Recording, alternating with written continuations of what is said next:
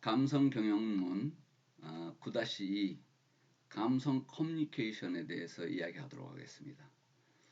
이 앞전 시간에 9-1에서 수신자와 관련된 장애 요인에 대해서 이야기하다가 멈췄죠. 거기서부터 강의하도록 그렇게 하겠습니다.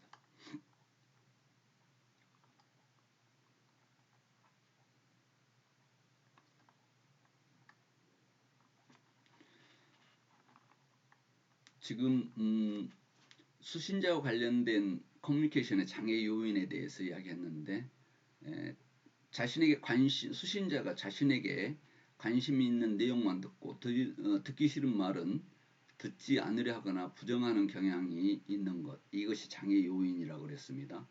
그리고 그 다음에 반응 피드백의 부족인데 수신자가 발신자의 문제에 대해서 지각 또는 내용 등을 이해하고 있다는 사실을 발신자에게 표현을 해야 된다는 것이죠. 그래서 혹시 대화로 커뮤니케이션을 이룰 때 항상 무반응보다는 대꾸를 해주고 답을 해주고 지금 듣고 있다는 내용, 커뮤니케이션을 잘 이루고 있다는 내용을 표현을 해줘야만 되는데 그렇지 않는 경우, 이런 경우는 발신자 커뮤니케이션에 관심이 없다는 의미도 되기도 하지만 커뮤니케이션이 잘 이루어지지 않습니다. 그래서 예를 들자면 문자로 커뮤니케이션을 했다. 그런데 지금 대다수 답을 해주는데 문자가 왔을 때 답을 안 해주거나, 예를 들어서 카카오톡으로 커뮤니케이션을 이뤘는데 답을 안 해주거나, 이렇게 했을 때는 피드백이 부족했을 때 커뮤니케이션은 잘 안 이루어질 수 있다 하는 내용이다, 이렇게 이해하면 되겠습니다. 그래서 커뮤니케이션이란 단어를 중심으로 쓰다 보니까 사람들이 지금 여러분들이 듣기에 그냥 커뮤니케이션 단어에 몰입되어 있는데 그게 아니라 커뮤니케이션 단어, 이 내용은 다시 이야기하면 의사소통인데 대화하는 것이다, 이렇게 생각하면 되겠습니다. 그래서 대화하는데 여기서 무언가를 발신자가 전달을 했는데, 이야기를 했는데 수신자가, 듣는 사람이 대꾸를 안 하는 것, 이것이 피드백 부족이다, 이렇게 이해하면 되겠습니다.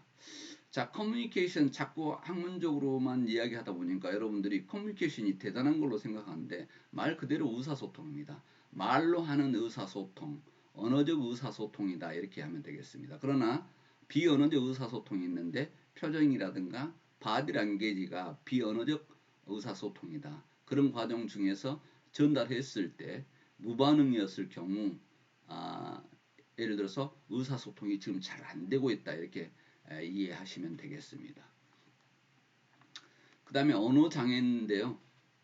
물론 언어장애는 나라가 틀렸을 때 각 나라별 언어가 틀려서 커뮤니케이션이 잘 이루어지지 않는 경우도 있습니다. 왜냐하면 상대국의 나라의 말을 몰랐을 때 그럴 수도 있겠죠. 그런 경우도 있지만 대다수 너무 발신자가 명확하지 않는 단어를 사용하거나 추상적인 용어, 그리고 아예 고도의 전문 용어를 사용할 경우는 그 뜻을 이해를 못해서 커뮤니케이션이 안 이루어진 경우가 있습니다. 이거보다 언어상의 장애라고 하는데요.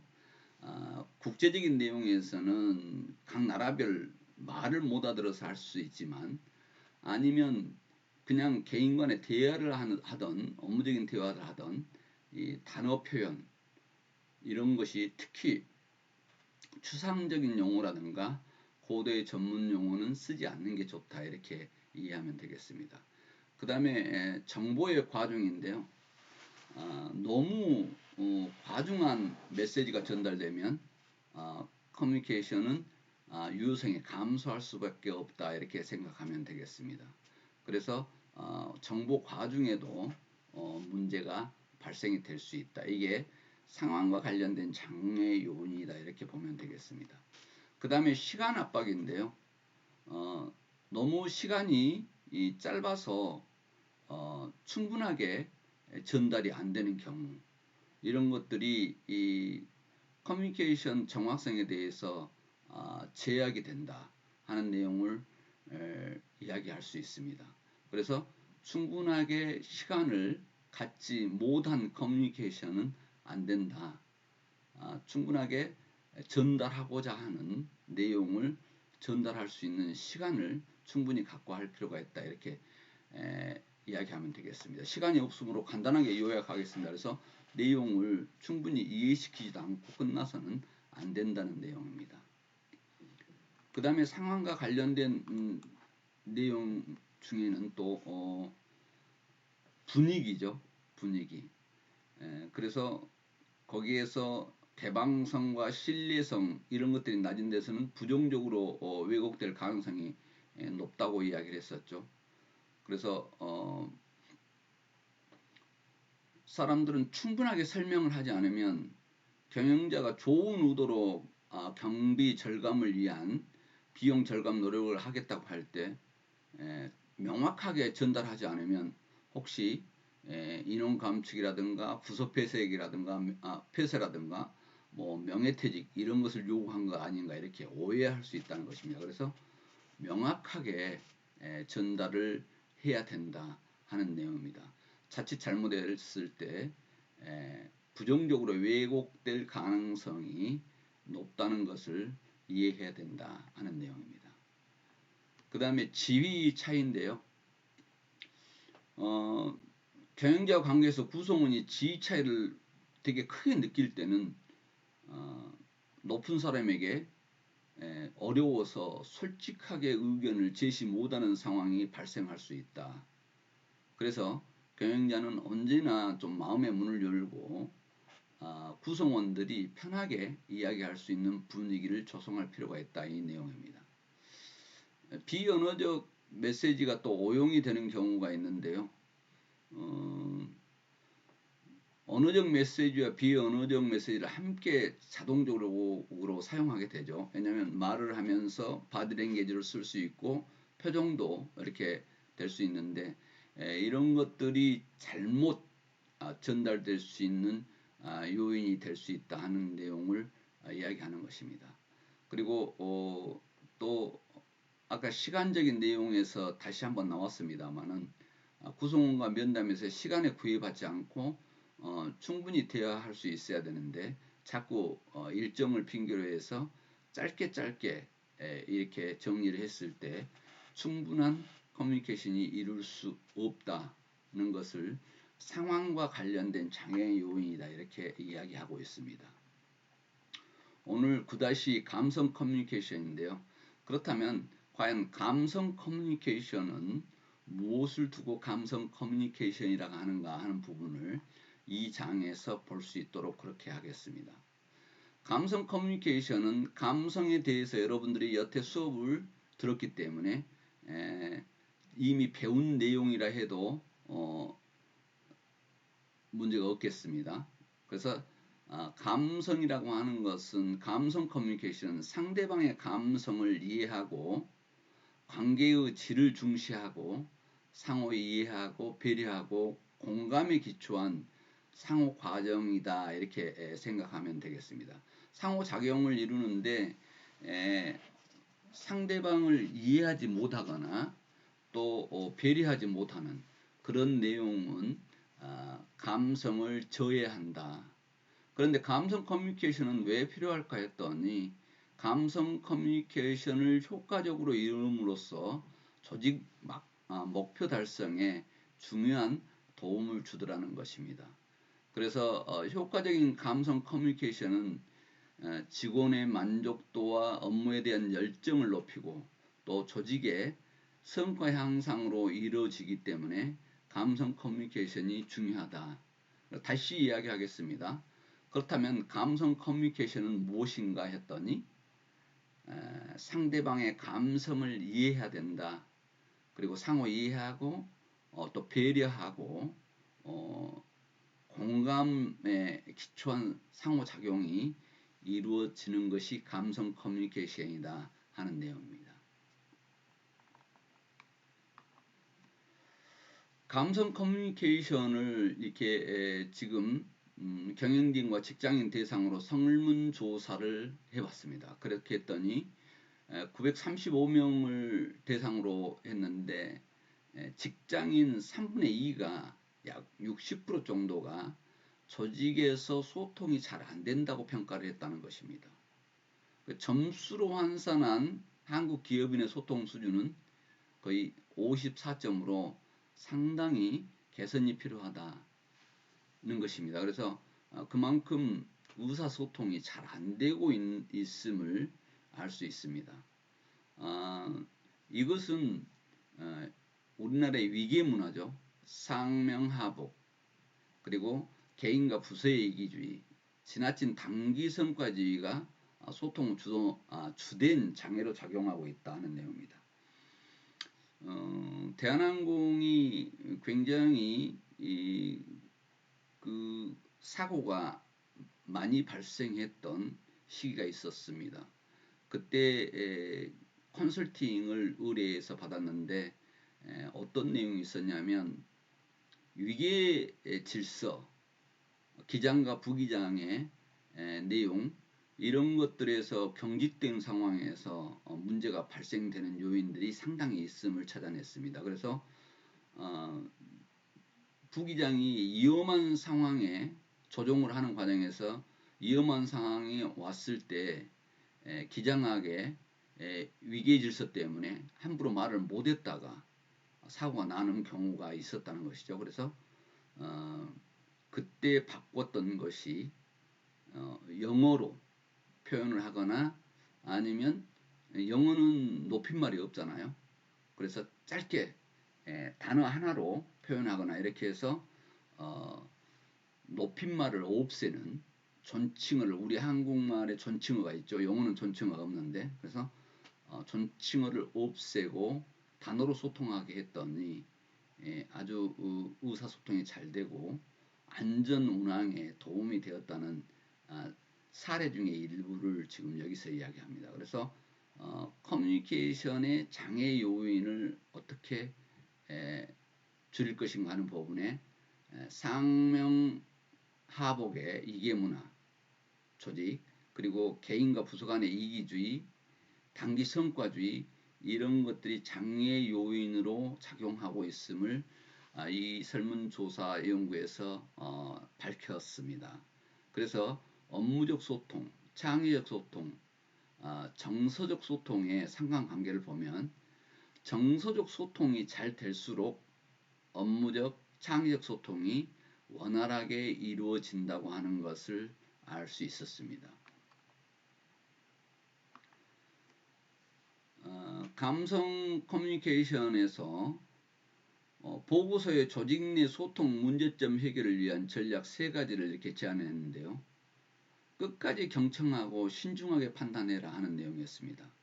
그래서 조직 내에서 다양한 의견을 경청하고 또 판단하는데 조율을 잘해서 하는 것이 경영자의 기본 책무다 하는 내용입니다.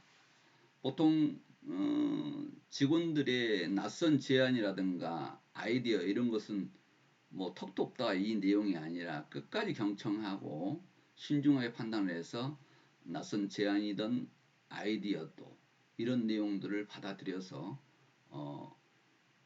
어떤 의사결정을 하는데 신중하게 판단하는 것, 이것이 중요하다 하는 내용입니다. 그래서 중간 거두절미하고 자를 게 아니라 끝까지 경청하고 신중하게 판단하라 하는 내용입니다. 두 번째는 직원의 고충이 진짜 무엇인지 알아야 된다는 것입니다. 그 진정성 있는 소통을 이루기 위해서는 직원의 고충을 이해하려고 노력하는 데서 출발한다는 것입니다. 그래서 그냥 직원의 고충을 모르는 상태에서 의사소통이란 쉽게 이룰 수가 없다는 것입니다. 이것을 그냥 간단하게 어떻게 직원 고충을 알까, 이것도 좋겠지만 기왕이면 과학적인 조사 기법을 활용해서라도 직원의 생각과 고충을 이해하려는 노력이 필요하다 하는 내용입니다. 그래야 소통의 문제점을 해결한다고 이 보고서는 이야기하고 있습니다. 그 다음은 3번째인데요. 칭찬과 격려로 리더의 긍정적 감성을 전념시켜라 하는 내용인데요. 그 전에 감성 경영 초창기에 여러분들이 수업을 했었죠. 질책보다는 칭찬이 효과가 좋다는 내용을 이야기한 적이 있습니다. 그래서 감성에 대해서 공부하는 동안에 배웠듯이 그 배운 것을 커뮤니케이션에 적용하는데 질책보다는 칭찬과 격려를 아끼지 않는 긍정적인 감성을 유지하는 것이 중요하다고 이렇게 제안을 했습니다. 이 보고서는 이렇게 세 가지 내용을 중심으로 이야기했는데요. 끝까지 경청하고 신중하게 판단하는 내용이 이 보고서의 주요 요지입니다. 그 다음에 두 번째는 직원의 진짜 고충이 무엇인지 알아야 한다 하는 내용인데 그걸 그냥 대강 아는 게 아니라 과학적인 조사 기법이 있다면 그것을 활용해서라도 그것도 정기적으로 지속적으로 직원의 생각과 고충을 이해하려는 그런 노력들이 필요하다는 것이죠. 그 다음에 세 번째는 우리가 늘 감성 경영에서 배워왔던 것처럼 커뮤니케이션에도 그걸 적용을 하는데 질책보다는 칭찬과 격려를 아끼지 않는 긍정적인 감성을 유지하는 것이 중요하다는 것을 여기서 이야기했습니다. 그래서 이 정도로 커뮤니케이션은 중요하게 작용을 한다는 이 세 가지를 이 보고서에서는 주장합니다. 조직 커뮤니케이션에 대한 구성원의 인식인데요. 지금 구성원들이 어떻게 생각하고 있는가 이 보고서에서 나온 자료들을 보니까 간담회 등 공식 채널이 있기는 하지만 형식적인 것이 대부분이더라. 그리고 간담회에서 직원들이 한두 마디 하면 경영진 설교가 2시간이 남는다. 그래서 실질적으로 의사소통을 하자고 간담회 해놓고 직원은 한두 마디 하면 거기 대꾸하는 경영진의 설교가 2시간이나 되더라 하는 사례가 나왔고요. 또 이 보고서에서 소통 기회가 많긴 한데 구성원들의 의견은 반영되지 않는 것 같다고 직원들은 느끼고 있습니다. 그리고 직원들이 원하는 것이 무엇인지 관심과 배려가 도대체 부족하다 하는 내용들이 직원들의 입장이었습니다. 그리고 이 보고서에서 나온 걸 보면 경직된 분위기에서 회의를 하다 보니까 자연스러운 의견 표현이라든가 적극적인 제안이 어렵다 그랬습니다. 그래서 경직된 분위기의 회의는 안 되겠다는 내용을 여기서 지적하고 있죠.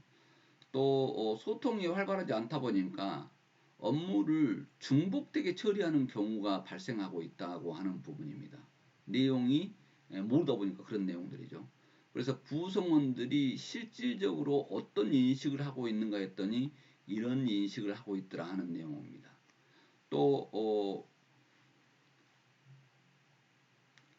경영자는 직원이 한두 마디 하면 2시간을 설교할 게 아니라 직원의 의견과 고충을 듣고 이해하는 것이 선행 조건이다 하는 내용입니다.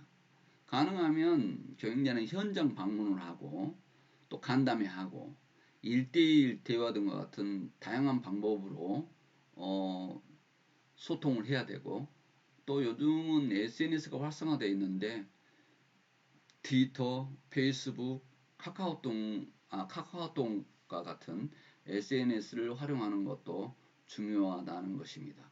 그리고 경영진은 말뿐만 아니라 비언어적 커뮤니케이션인 얼굴 표정이라든가 이런 것도 중요하다는 거죠. 무뚝뚝한 표정으로 늘 다니는 것보다 밝은 표정으로 인사받고 인사하는 그리고 감정 표현 작은 행동 변화에도 직원들은 민감한 반응을 한다는 것을 늘 알고 있어야 된다 이렇게 생각하면 되겠습니다. 구성원은 늘 이런 식으로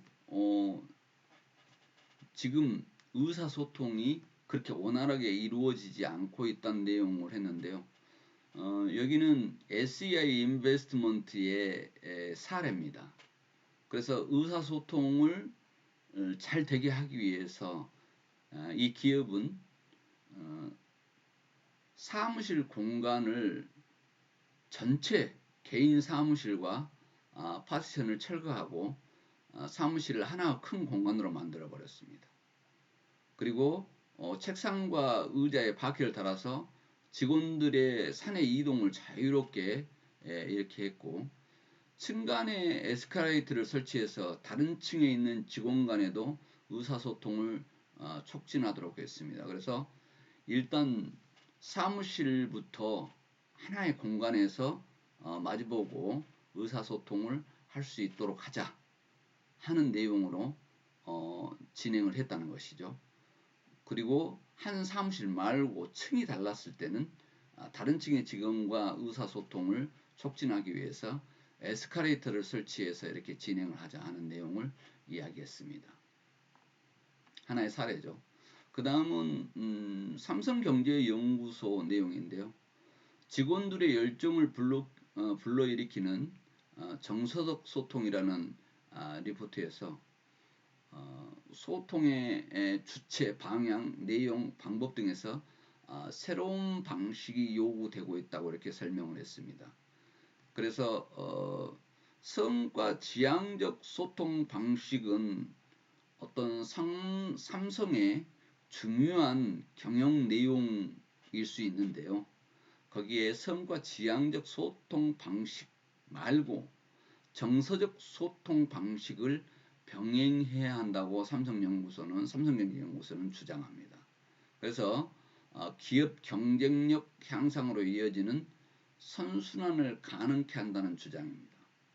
그래서 정서적 소통은 크게 직원 간 소통, 직원과 경영진 간 소통, 회사와 직원 간 소통으로 크게 대별해서 삼성경영연구소는 이 내용을 발표했습니다. 그 내용을 하나하나씩 이렇게 보도록 하겠습니다.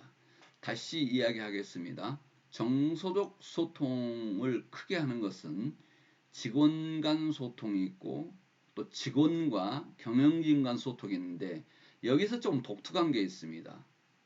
정서적 소통에는 회사와 직원 가족 간 소통이 추가된다는 부분이 좀 독특하게 눈에 띄는 내용이다 이렇게 하겠습니다. 이걸 하나하나 보도록 하겠습니다.